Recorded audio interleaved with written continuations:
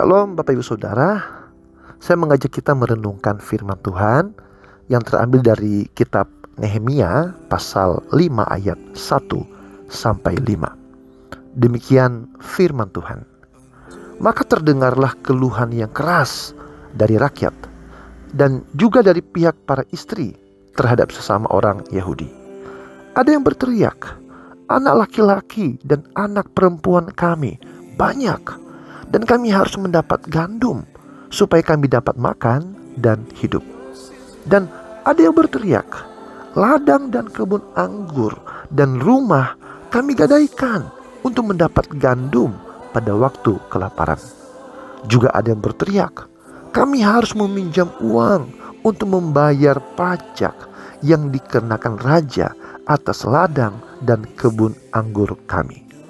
Sekarang, walaupun kami ini saudara sedaging dengan saudara-saudara sebangsa kami, dan anak-anak kami sama dengan anak-anak mereka, namun kami terpaksa membiarkan anak-anak lelaki dan anak-anak perempuan kami menjadi budak, dan sudah beberapa anak perempuan kami harus membiarkan diri dimiliki orang. Kami tidak dapat berbuat apa-apa karena ladang dan kebun anggur kami sudah di tangan orang lain. Bapak Ibu Saudara, biasanya kita sering mendengar nasihat untuk tidak mengeluh. Ada kutipan terkenal yang berkata begini, mengeluh tidak akan mengurangi kesulitan Anda, tapi pasti akan mengurangi rasa hormat orang lain kepada Anda.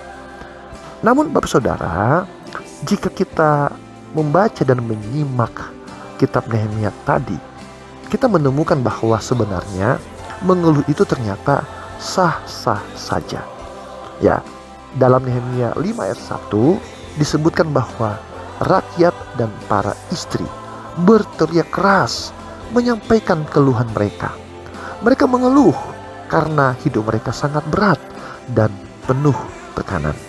Dan keluhan mereka sudah dijelaskan di ayat 5, yaitu sekarang walaupun kami ini saudara sedaging dengan saudara-saudara sebangsa kami, dan anak-anak kami sama dengan anak-anak mereka, namun kami terpaksa membiarkan anak-anak lelaki dan anak-anak perempuan kami menjadi budak, dan sudah beberapa anak perempuan kami harus membiarkan diri dimiliki orang.